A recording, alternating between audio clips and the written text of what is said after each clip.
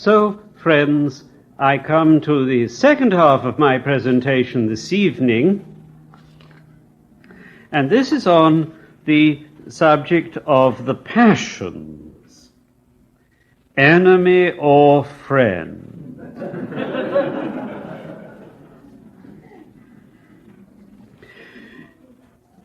If we look at classic work of Orthodox ascetic theology, the Ladder of Divine Ascent by St. John Climacus, Abbot of Mount Sinai, out of the 30 steps in that ladder, we find that no less than 16, more than half the total, are concerned with the struggle against the passions. Now that's a typical indication of the central place occupied in Greek ascetical theology by the notion of passion, or pathos, to use the Greek word.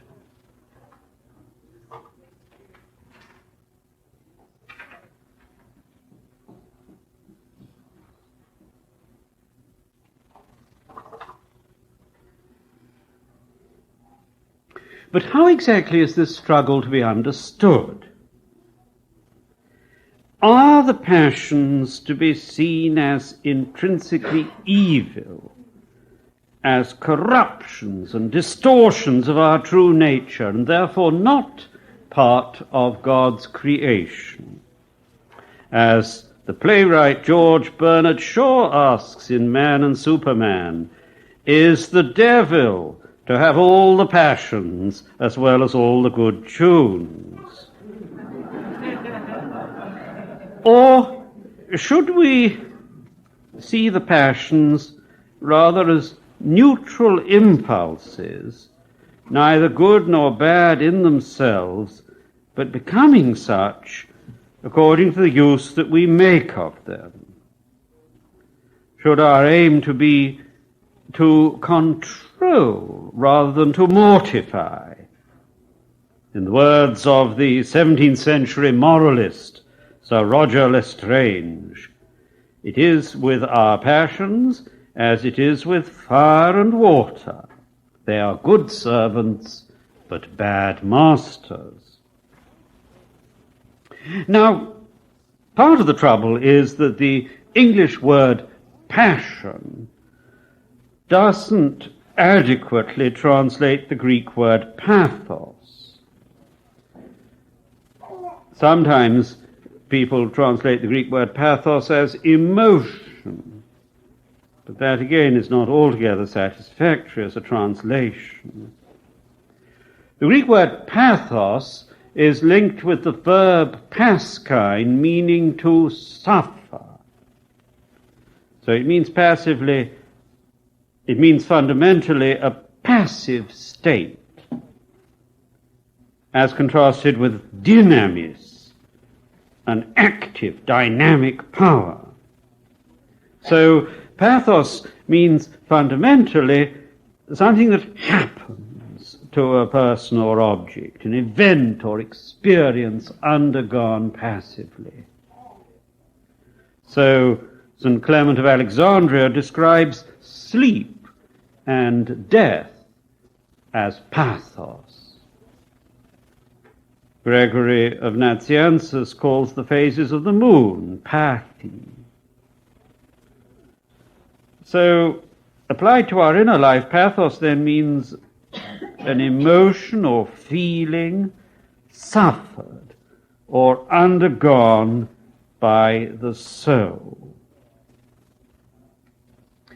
Now, if we look behind Greek Christian writers to Hellenic philosophy, we find, in fact, that there are two different ways of regarding the passions. There is first the way they are seen in Stoicism, and then secondly the way they are seen in Aristotle.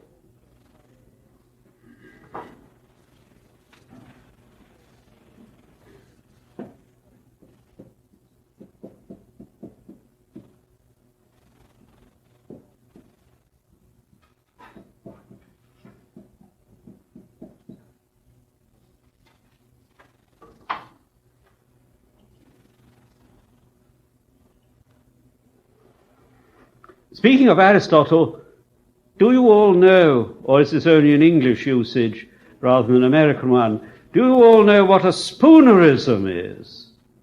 Yes. People usually think it is to transpose the opening letters of words.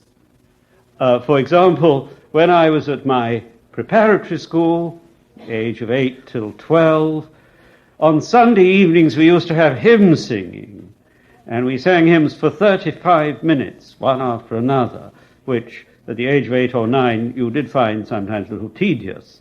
But we were allowed to choose the hymns that we wanted to have sung, and we developed a tradition every Sunday evening of ensuring that at least one of us would choose the hymn, "Conquering Kings Their Titles Take." And we always used to sing that as kinkering kongs. And the headmaster's wife, who was in charge of the hymn singing, would say, "Now, don't be so silly. Sing it properly. Again." And we'd all roar out, kinkering kongs. It was our great sign of rebellion.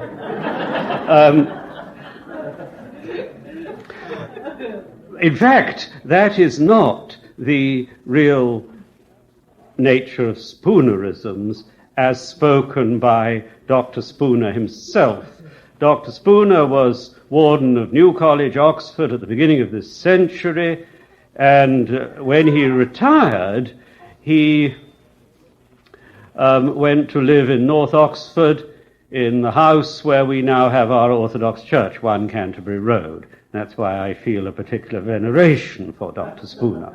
And what he did was, there was something wrong with the connecting mechanism in his brain, and he would, instead of saying the word he meant, he would use some entirely different word which yet had a connection. So he didn't transpose the syllables, but he used the wrong word. For example, when he was walking with a friend in the country, he went past, this was in the north of England, a farm that was called Chicago. And he said to his friend, "Isn't it extraordinary that farm is called Washington?" So there was a connection, but he didn't get the right word. Anyway, there was a famous occasion when he preached an eloquent sermon in College Chapel. At the end of the sermon, he came down from the pulpit, and then a worried expression came over his face. And he went back into the pulpit, and he said, "Dear brothers and sisters, I'm sure you will have understood that each time in my sermon that I mentioned Aristotle, I meant our Lord Jesus Christ."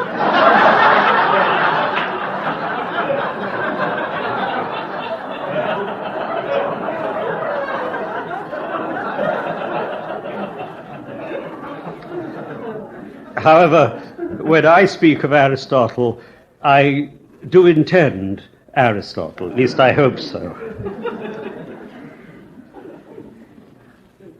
Now, in Stoicism, you find that pathos, passion, means a disordered, excessive impulse. It's a natural feeling that's now got out of hand, that's become disobedient to reason, and so contrary to nature. So the Stoics call the passions diseases. They are pathological disturbances of the personality. So the wise man aims at apathia, passionlessness, the elimination of the passions. On the other hand, Aristotle says that the passions are neither virtues nor vices, neither good nor evil. We are neither commended nor blamed because of our passions. They are neutral, and everything depends upon the use to which they are put. And he includes among passions not only such things as desire and anger, but also friendship, courage, joy. So our objective for Aristotle is not the total elimination of the passions, but the mean, the moderate, reasonable use of the passions. Not apathia, but metriopathia. Now, when we turn from classical philosophers to the Christian tradition, we actually find that both these understandings of passion appear in the tradition. The word passion or pathos isn't used very often in the New Testament, but whenever it occurs, it is used in a negative sense, as something sinful. And that is probably the most common usage in the Christian tradition. For example, the leading exponent of desert spirituality, Evagrius of Pontus,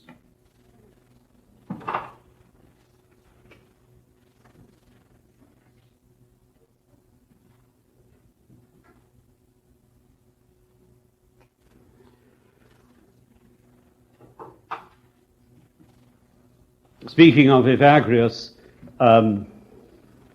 he was a man of quite severe asceticism, taking up the question asked just now. Shortly before his death, he said, "In the 15 years since I came to the desert, I have never eaten a salad or taken a bath."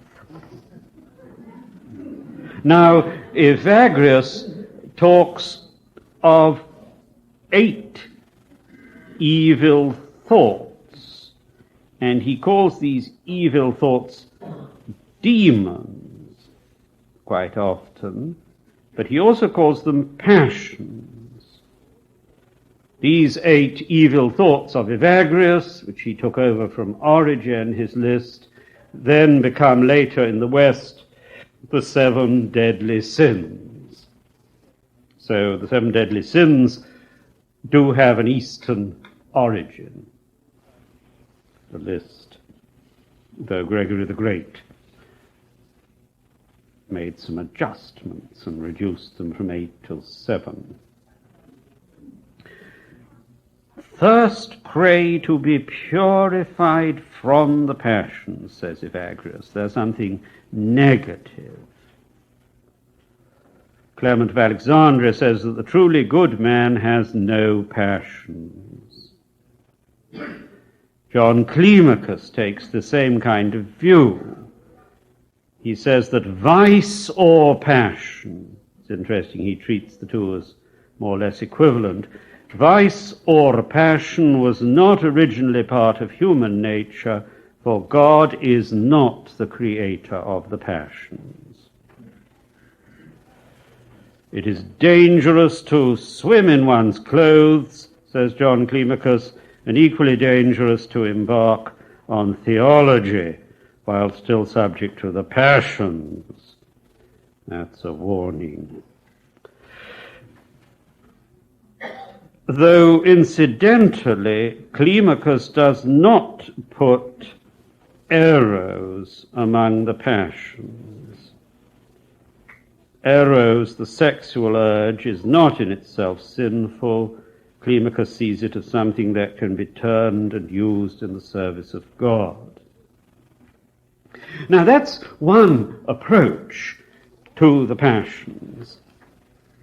But alongside Greek fathers who follow this Stoic understanding, there are others who follow something much closer to the viewpoint of Aristotle.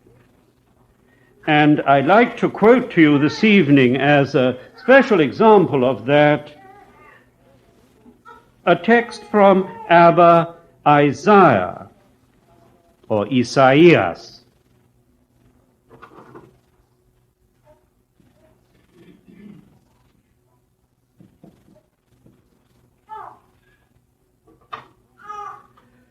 It's quite a long text, but I'd like to read it more or less in full because it's very interesting, and it suggests a rather different approach from that of people like Evagrius. Abba Isaias is 5th century. He lived first in Egypt and then in Palestine. He was probably Coptic speaking, though the writings we have come down to us in Greek. He starts by speaking about desire, epithemia, which would have included for him, I think, sexual desire, though not being limited to that. There is, he says, in the intellect, a desire that is in accordance with nature, and without desire, there is no love for God. That is why Daniel was called man of desires. But the enemy has changed this into a desire that is shameful, so that we desire all kinds of impurity. So you see he's making a distinction there between what is in accordance with nature, and nature for him it means not fallen nature, but our nature as created by God. There is a use of desire that is in accordance with nature, and then there is another sinful use which is contrary to nature. And he makes this distinction over the other passions. He next comes on to jealousy. The Greek word for jealousy is zelos.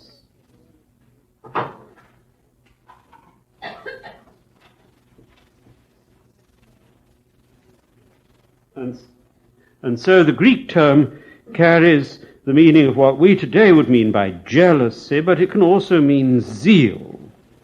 There is in the intellect a jealousy or zeal that is in accordance with nature. And without jealousy, there is no progress towards God. That is why the apostle says, strive jealously for the good gifts. 1 Corinthians 12:31. And it might also be said, though Isaiah doesn't say this here, that in the Old Testament God is described as a jealous God. So jealousy is not in itself evil. But this jealousy directed towards God has been turned and changed within us into a jealousy contrary to nature, so that we are jealous of each other and envy and deceive one another. He seems to equate fairly closely jealousy and envy, but there could be an argument for making a distinction between them. Then he goes on to talk about anger. There is in the intellect an anger that is in accordance with nature. An anger, that is to say, implanted in us by God, part of our nature as God has made it. And without anger, there is no purity within a person, unless he feels anger against all the seeds sown in him by the enemy. But this anger has been changed within us, so that we are angry with our neighbor over all kinds of futile and useless things.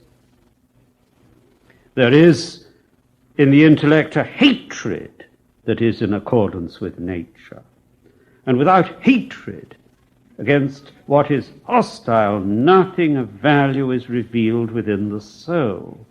But this hatred has been changed within us into that which is contrary to nature, so that we hate our neighbor and loathe him.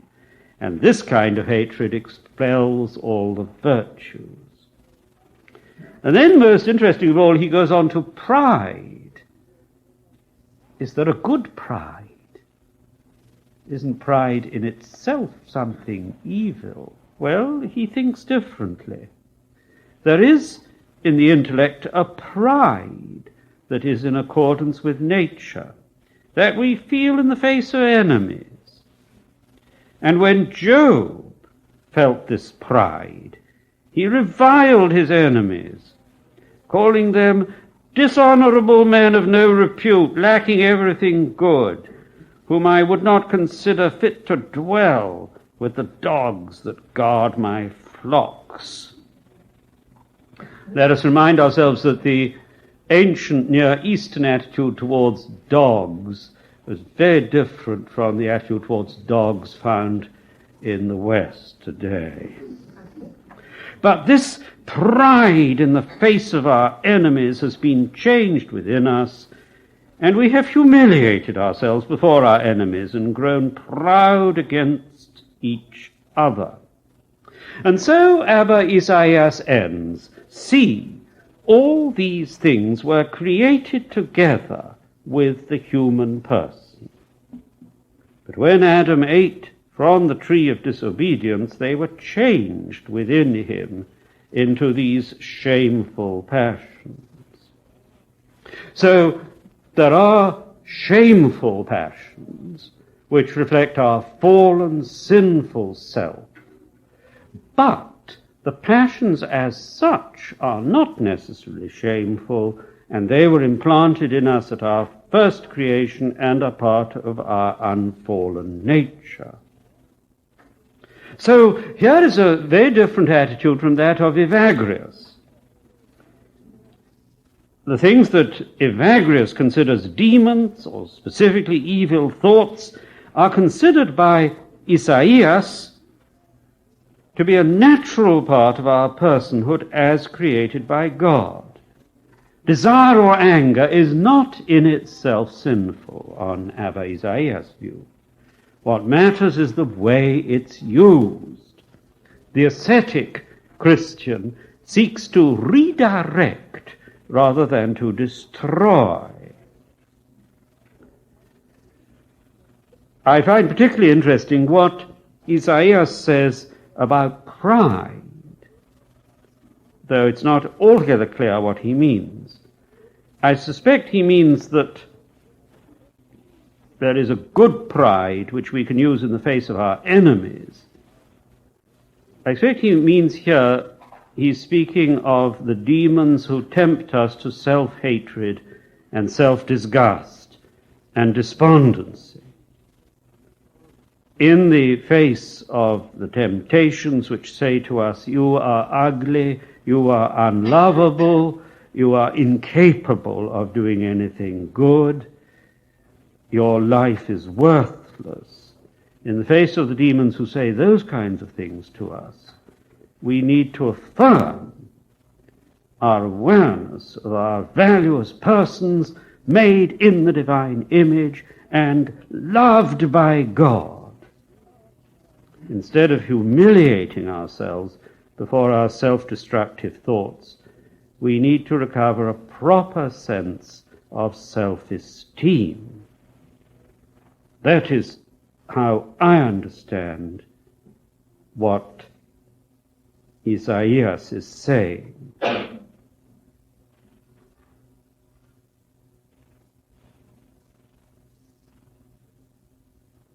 Humility does not mean self-hatred or self-disgust. Humility is to say whatever I have is a gift from God. Humility is to give the glory to God. Humility is to be transparent, but not to be self-disgusted. I think all too often people misunderstand that. So I think that is what Isaiah means by a good use of pride. There is a good self-love as well as a sinful self-love. There is a sinful self-love, yes, indeed, but there is a good self-love. We are to love our neighbor as ourself, says Christ. So that means we are to love ourselves. Now, Abba Isaias does not stand alone. Maximus the Confessor talks about the blessed passion of holy love.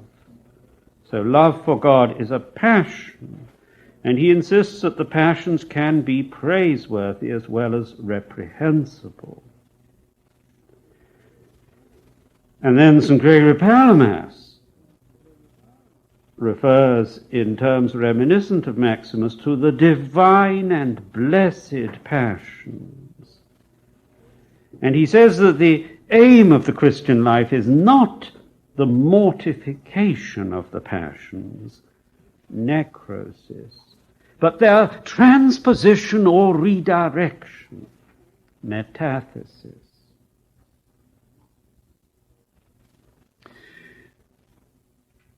So when we look at the use of the word passion in any particular Christian text, we have to look rather carefully and ask, how is the word being used? How is it being understood? Is it being used in the negative Stoic sense, as in Evagrius, or is it being used perhaps in the less negative Aristotelian sense? And of course, it's possible to say this is just a linguistic point, how we use words. However, how we use words is extremely important because it does influence the way we think about things. Words possess deep symbolic power. And therefore, I think the way we use the word pathos does have considerable importance. What do we say to ourselves and to other people? Do we speak negatively or positively? Do we say mortify, or do we say redirect? Do we say eradicate, or do we say educate? Do we say eliminate, repress, or do we say transfigure? I myself, in my own pastoral counseling, find the approach of Abba Isaias to be often very helpful. Thank you.